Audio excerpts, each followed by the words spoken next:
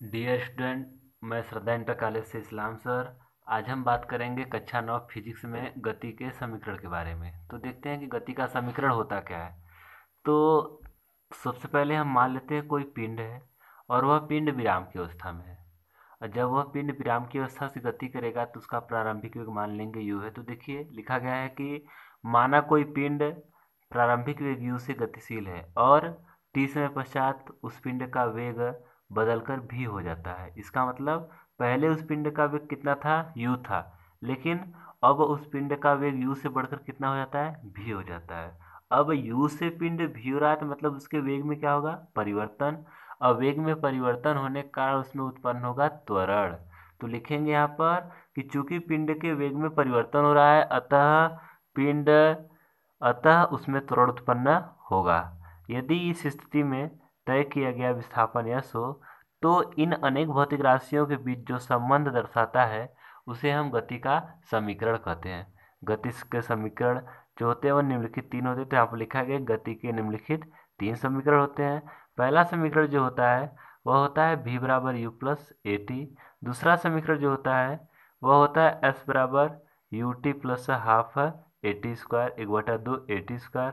तीसरा समीकरण जो होता है वो होता है v स्क्वायर बराबर u square plus two a S.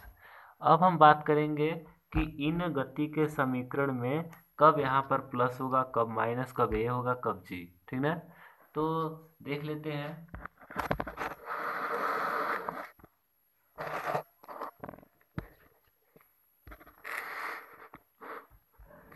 कि जब कोई गतिशील वस्तु का वेग समय के साथ घटता है, इसका मतलब कि वस्तु कोई गति कर रहा है और उस गतिशील वस्तु का जो वेग है वह समय के साथ लगातार घट रहा है, तो इस स्थिति में त्वरण ए के स्थान पर मंदन माइनस ए कार्य करता है।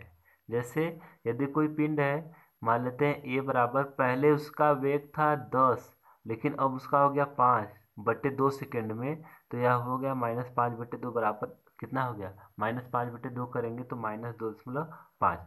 तो यहाँ पर देखिए यह वेग का त्वरण का मान माइनस में आया ना, तो हम उसी को नाम देंगे मंदन। तो यहाँ पर लिखा गया है कि जब किसी गतिशील वस्तु का वेग समय के साथ साथ घटता है तो त्वरण ए के स्थान पर मंदन माइनस ए कार्य करता है, अतः गति का समीकरण निम्न हो जाता है। तो निम्न में क्या होगा, जहाँ जहाँ प्लस था वहाँ वहाँ माइनस हो जाएगा, बस बाकी सेम वही रहेंगे। तो गति का समीकरण क्या हो गया कि v बराबर u minus a t, s बराबर u t minus half a t square और v स्क्वायर बराबर u square minus two a s. अब हम देखेंगे कि कब गति के समीकरण में ए का प्रयोग होगा और कब गति के समीकरण में जी का प्रयोग होगा। तो देखिए यहाँ पर ए और जी में कैसे पता करेंगे कि कब ए का प्रयोग होगा और कब जी का। तो जब कोई पिंड रुजरेखी गति न करके पृथ्वी तल के लंबवत गति करता है, मतलब जब कोई पिंड है वह पिंड रुजरेखी गति न करके पृथ्वी तल के लंबवत, का मतलब है कि या तो पृथ्वी तल से ऊपर या तो पृथ्वी तल के नीचे, या फिर मतलब कि पृथ्वी तल के या तो दूर जाए या तो पृथ्वी तल से समीप आए। तो इस स्थिति में तो त्वरण ए के स्थान पर गुरुत्वीय त्वरण जी और विस्थापन एस के स्थान पर ऊंचाई एच कार्य करता है। तो गति का समीकरण निम्न हो जाएगा। पहला समीकरण होता है v बराबर यू प्लस ए टी, तो हो जाएगा v बराबर यू प्लस जी टी हो जाएगा। दूसरा होता है एस बराबर u T plus half a t square, तो हो जाएगा यस के स्थान पे एच, एच बराबर u T plus half G T square हो जाएगा। और तीसरा जो समीकरण होता है वो होता है v स्क्वायर बराबर यू स्क्वायर प्लस टू जी एच। ठीक ना। तो यहाँ पर देखिए यस के स्थान पर एच और ए के स्थान पर जी। ध्यान रखिएगा कि यहाँ पर प्लस कब होगा, प्लस तब होगा जब पिंड पृथ्वी तल के समीप आएगा। और यदि वही पिंड पृथ्वी तल के समीप न आकर बल्कि पृथ्वी तल से दूर जाने लगे तो यहाँ पर प्लस के स्थान पर हम किसका प्रयोग करेंगे, माइनस का। ठीक ना। एक बार फिर से सुनिए, यदि पिंड पृथ्वी तल के समीप आ रहा है तो यहाँ पर प्लस रहेगा, यदि पिंड पृथ्वी तल से दूर जा रहा है तो यहाँ प्लस के स्थान पर तीनों समीकरण में क्या हो जाएगा, माइनस हो जाएगा। ठीक। अब हम आगे बात करते हैं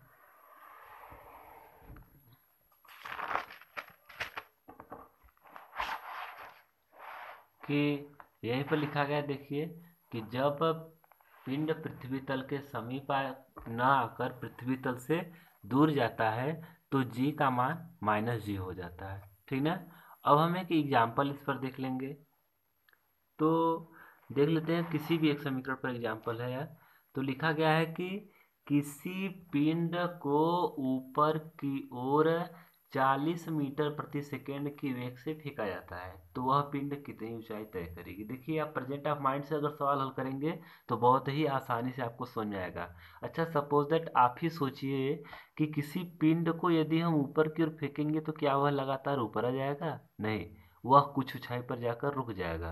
और जब कोई वस्तु गति करते करते रुक जाए तो हम वेग में लिखवाए हैं कि उस वस्तु का अंतिम वेग v बराबर 0 होता है। तो यहाँ पर लिखा गया है कि पिंड अंत में विराम की अवस्था में आ जाता है, अतः v बराबर 0।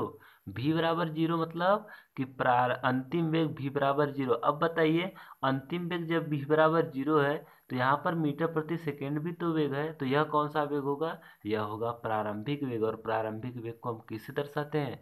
u से। तो u बराबर कितना हो गया? 40 मीटर प्रति सेकेंड। फिर से सुनिए, कब v का मान 0 होगा? जब पिंड अंत में विराम की अवस्था में आ जाता है तो v का मान कितना? 0। तो जो मान दिया रहेगा वह किसका मान हो गया? u का।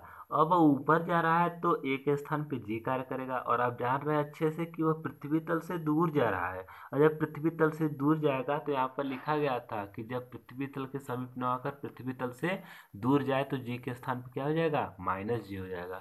तो यहाँ पर देखिए, g का मान गुरुत्व और g का जो मान होता है वह 9.8 मीटर प्रति सेकेंड स्क्वायर या फिर 10 मीटर प्रति सेकेंड स्क्वायर हम मान सकते हैं अपने आसानी के लिए।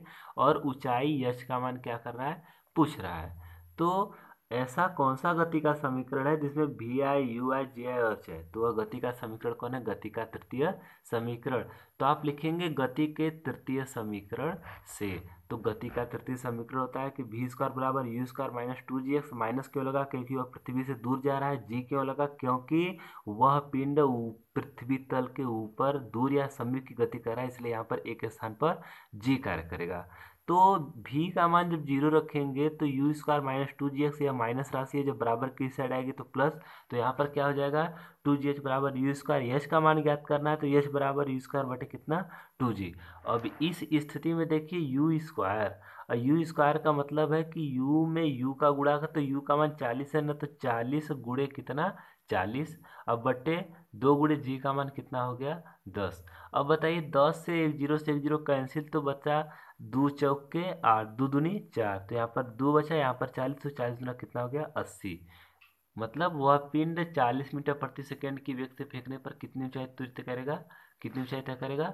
80 मीटर। तो अंत में क्या लिखेंगे कि अतः पिंड को 40 मीटर प्रति सेकेंड की वेग से ऊपर की ओर फेंकने पर वह पिंड 80 मीटर की ऊंचाई तय करेगा, ठीक है। अब अगली वीडियो में हम देखेंगे कि गति के शेष समीकरण का उपयोग हम किस जगह करेंगे और किस तरीके से करेंगे।